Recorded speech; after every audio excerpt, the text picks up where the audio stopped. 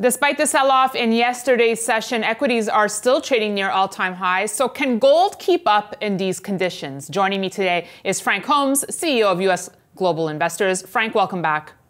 Hey, it's great to be back. I miss you. Yes. Well, I love the energy. Let's look at the gold market here, Frank. It remains quiet ahead of the Fed's decision, hovering around 1311 here. Where do you see it heading after the Fed?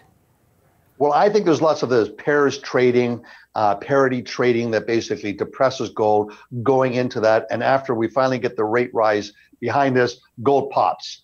So that's my gambling bet based on looking at patterns for the past year and a half. I also think that you have to look at the Bank Credit Analyst, who I really tremendously have a lot of respect. They're totally independent, and they're very bearish now on the dollar. It doesn't matter what Kudlow says. He's just rigid that the dollar is going to rise to the height of all the sins and gold will fall, and to put tariffs on China. The tariffs on China is actually going to weaken the dollar, which is good for gold.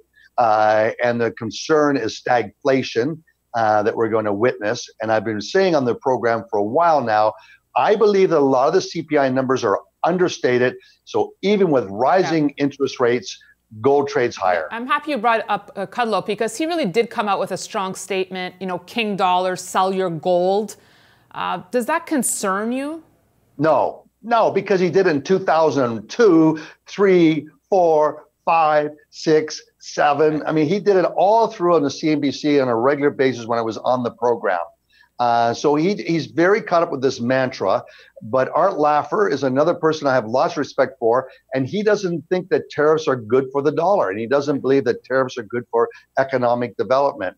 And so I disagree with him, but we'll see, because he was bearish on gold from 300 to 900. All right. So how do you feel investors should see the yellow metal in today's environment of these high valuations and increasing volatility? What role does it play for you, Frank?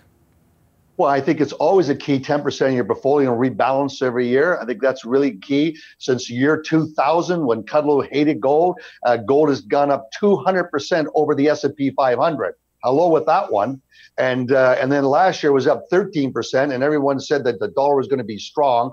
I don't think so. And I think that the reality is we're going to have a weaker dollar, which is good for emerging markets, and it's good for the gold business. And I also very positive see there's 2 big takeovers taking place in the mid-cap gold space, and that's good for the gold stocks, because you're going to see a recycling of those dollars.